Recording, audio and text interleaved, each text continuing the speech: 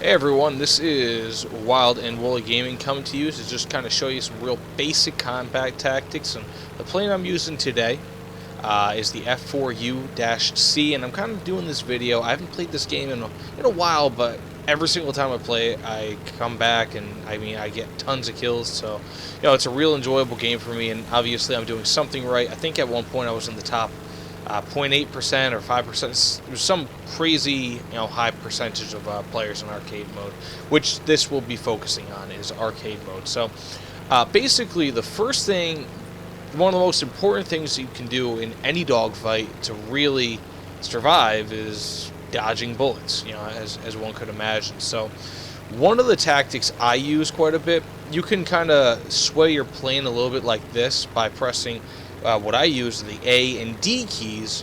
But one other thing you can do, and this is me, I don't really use a joystick, I shift my plane back and forth, and sometimes you can actually lose speed quite a bit. So if there's someone like right behind you, another tactic I use is to shut off the engine. It can give you a slightly higher or a better turn radius, and then you can kind of come right back behind them and lead your shots, because I'm sure at that point they'll be turning as well.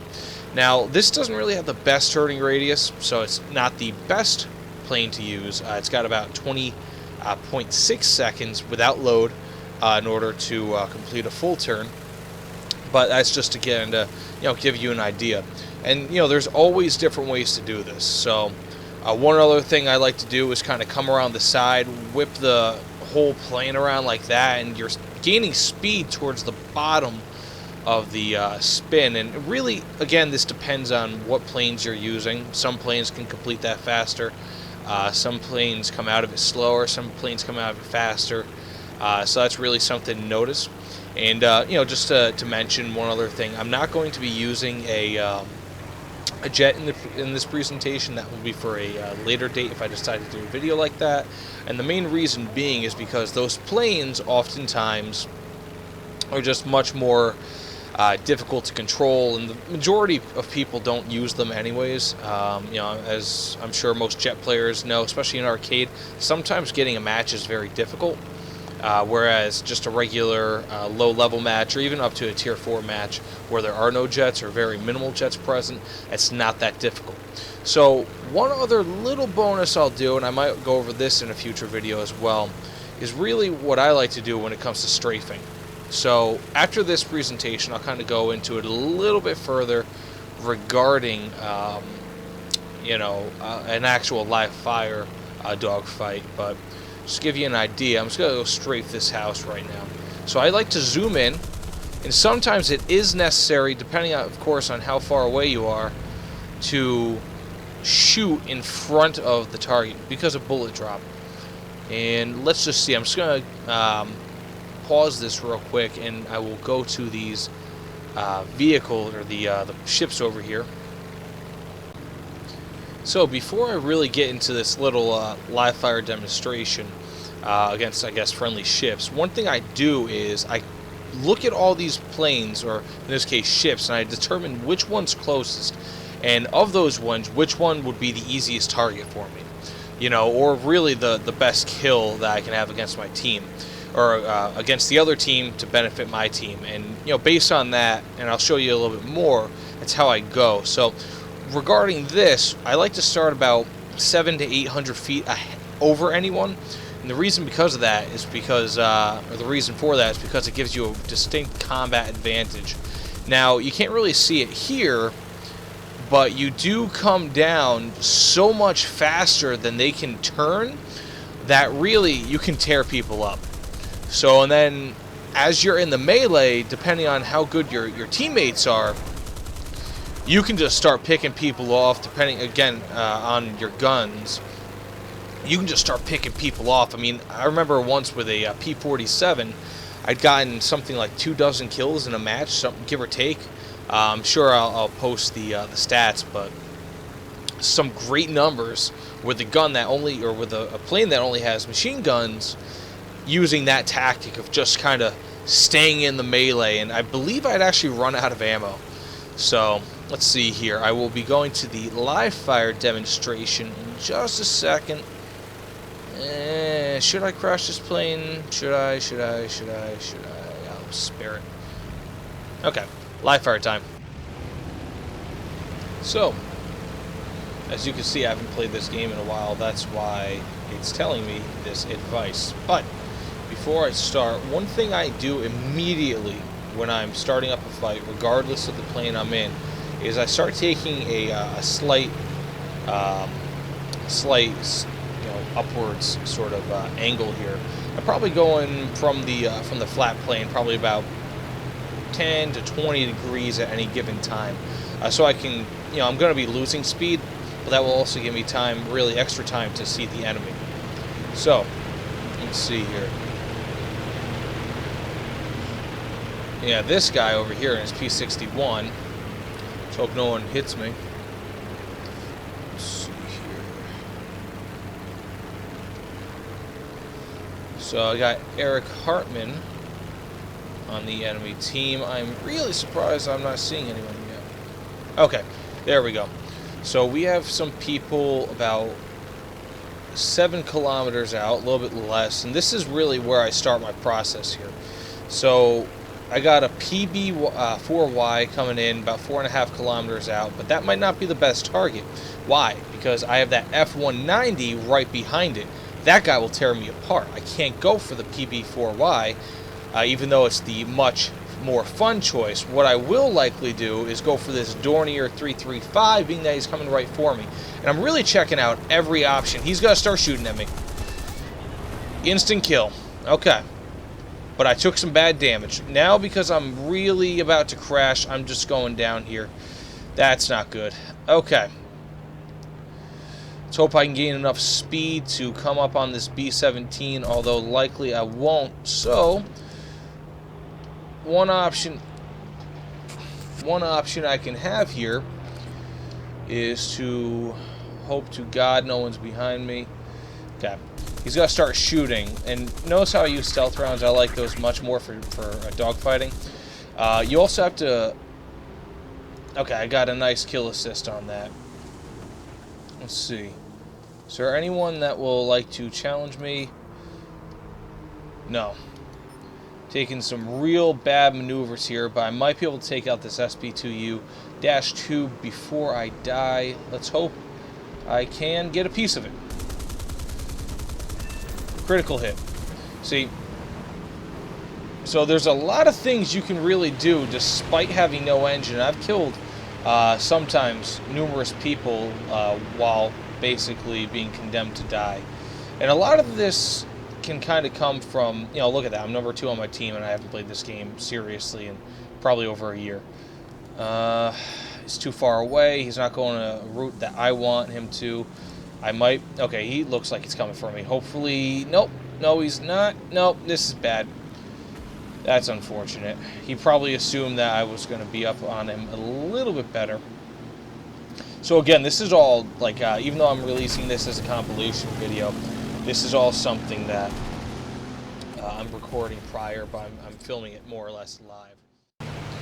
So, as I'm not sure many of you guys know, but I've always had an affinity towards German planes, German tanks, and really just German things. And this plane, the TA, was it the 152, the H1, it was developed by Kurt Wolf, I believe it was, as an offshoot from his Focke-Wulf 190. Now, this is a high altitude variant of the Focke-Wulf, and it's got these large wings. It's got a really decent roll rate compared to a lot of other planes. So this thing is nasty. It's loaded with awesome weaponry and really everything anyone could imagine. So we are facing a few jets, which is unfortunate, but I'll try to fight around that. So one thing, it really doesn't matter if I'm facing jets, tank, or or piston powered. I always have the same strategies. They do change a little bit, but the same overarching strategies are present. Now, my German planes, being that I never like their bombers, I don't really go for any sort of bomber configurations, so that's always something to make sure of. I got this R2, Y2 coming up on my right side, and I forget if those have regular, whatchamacallits on them, guns, but we'll see. I'm going for this Blaumann Voss 238, but it looks like he's already being shot at. So in that case, I'm going for this B-29, which has already been destroyed. Both bombers, I've noticed, have been destroyed. So again, and all these things I'm saying now, they are repeated in my head every time I play this game. So I'm just trying to give you like an insight as to what it's, how I play, which is typically, see that? That's how you dodge them. Destroyed, didn't even get hit. So while you're shooting, if you can kind of maintain a sort of, an axis by which to spin on, you should have some good success. Now, I'm going into a snake pit here. This will probably get me killed, but I will do it for the show. Let's see here. Got this Yak 9. Looks like he knows I'm here. The Tempest might not. No, the Yak 9 is pulling away from me, and now he's destroyed. The Tempest is slower than me, but I believe this Focke-Wulf 190 is coming straight on me. Okay. That's the guy I have to worry about. Come over this ridge, and there he is. Destroyed. See that? I'm more familiar with German planes, and their firepower certainly helps as well. This guy is coming down as KI-84. Let's see. Destroyed. Okay, I got a guy behind me. Tempest. Destroyed. Look at that. Doesn't look like I'm going to be able to take that. Oh, got some guys behind me, but I will be destroyed before I can do anything. This is unfortunate. Going for this F8. Come on. Ah, no, didn't take him out. Let's see. Ah, okay, at least I got to take him out. So, that's how you play this game. You really have to pick your targets, especially, and get guns with really nice cannons on them, right? So, a plane that I used to hate is the D-12, the Focke-Wulf 190 D-12. I used to hate this plane because I felt like it was very unstable, and I believe it still kind of is. But once you get used to it, it's great. And Germans really have a knack for building kind of, for having in this game, I would say, pseudo dogfighter. So like they're half strike fighter, half dog fighter. And I couldn't really classify them as dogfighters per se, like a Spitfire or your typical Japanese light fighter, or like even medium fighter is. And the reason being is because they're just so heavy. There are these big planes, and Hitler, his war strategy really wasn't to develop these big strategic bombers or heavy bombers. Even though they did develop those, it was more so, okay, we have these fighter planes that are awesome. Let's go and attach bombs to them. And so they developed a lot of field modifications that would help turn their Focke-Wulfs, their Bf-109s, and really all these things, these Messerschmitt 109s, into pure strike fighters. So I'm going in for this Yak 9. He's coming up close. Should be able to... Nope. Am I going to get him? Got him. So this guy's coming up quick, but is there someone behind me? Doesn't look like it. So I got this Japanese fighter. If he gets behind me, I can almost certainly be assumed to be killed. So not that it will matter, because he knocked out my engines. So in a thing like this is where the strike fighter comes in.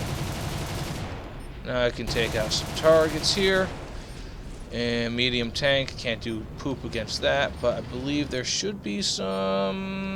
Nope, more medium tanks. So I'm just going to crash myself right into that. Won't do anything, but it sounded like there was someone behind me. He was going in for the surefire kill. Let's see here.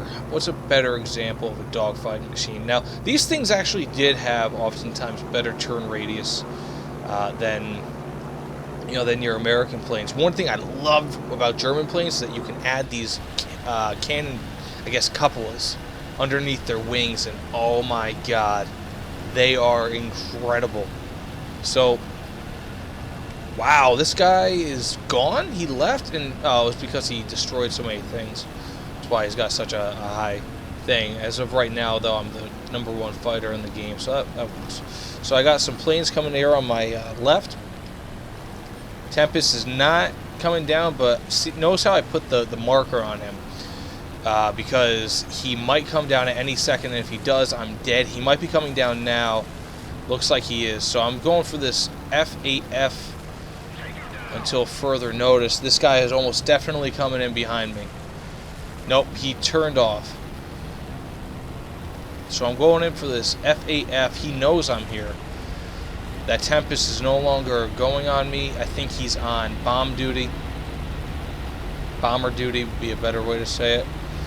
He's coming back around, maybe. Nope, he's not. What is he doing? He's making it easier for me to catch him, unless there's another plane I'm not noticing. Nah, he definitely knows I'm here. Okay, I got him.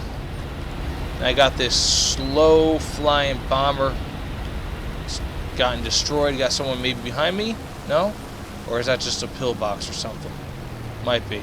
Now, you always have to be aware that whenever you turn at these especially tight radiuses with these heavier planes, especially, you actually no, I believe with the lighter planes you lose more speed, but you also didn't really, typically for the most part, have as much speed to begin with. So that's always something to worry about. Now, this is something I'm making a foolhardy error here into going into this hornet's nest, but I will do it anyways. Do it for the show. Do it for the kids. I got this Yak 9 on me. He's dead. But he hit me real bad. I'm going for this Japanese plane, and the assumption is that I should be able to catch it despite my engine damage. Hopefully he turns around and wants a piece of this, but this, yep, he is. He's turning around. So, bad idea on his part. He's opening himself up to a lot of fire. So my plane's going to die. I've already accepted this. But what I can do in the meantime is I can make it easier for my allies to really stay over the enemy base and destroying that. And this isn't really so much a technical explanation of the do's and don'ts of fighter pilot training, and I don't want you to think that it is, because I'm not good at explaining how I do things, but I'm better at showing you what I do. So this has about 8.6 kilograms sustained with the cannons underneath, and I like to use the 20 mils rather than the 30 mils offered by the Germans. And the reason behind that is that he might be coming for me. I doubt it though. The reason behind it is because they have more bullets by far, or more rounds by far, and they also have much more stability, and you can shoot them for a much longer period of time. So something that really it affects my decision. Like the 30s sound good and they look cool coming out of the barrel, but at the end of the day, functionally, the 20s are much better, and you're not really going to necessarily destroy anything on the ground with 30s. So, let's see. Or it won't be destroyed too much better. We have an F-82 destroying that. I've got an F-82. Let's see. This Tempest is not going for me. See, now, again, stressing it hugely. A big thing that you have to pay attention to. You always have to be aware of what's going on around you.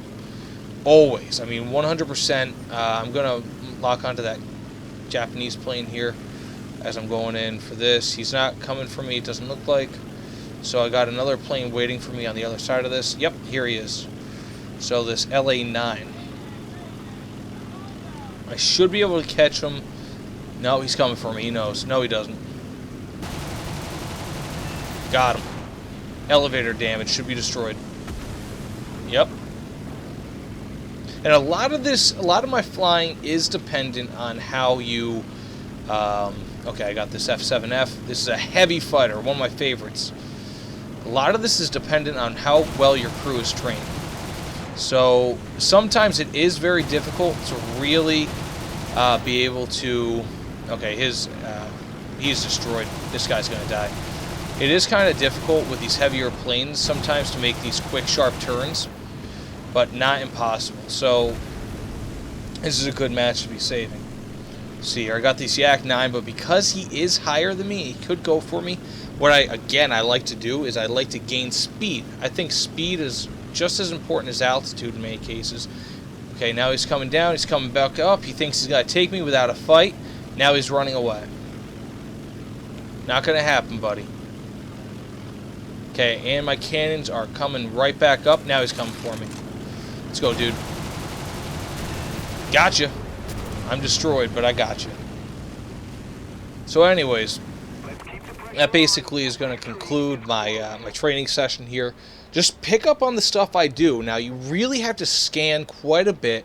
You really have to be looking out where these people are. You have to be aware of your mini-map, and you have to really just be aware of the enemies that you don't really think are going to be coming after you, but are.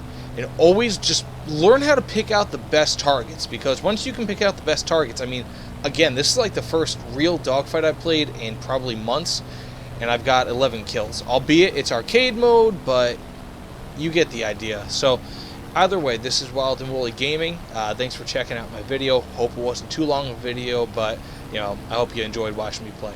See you guys later.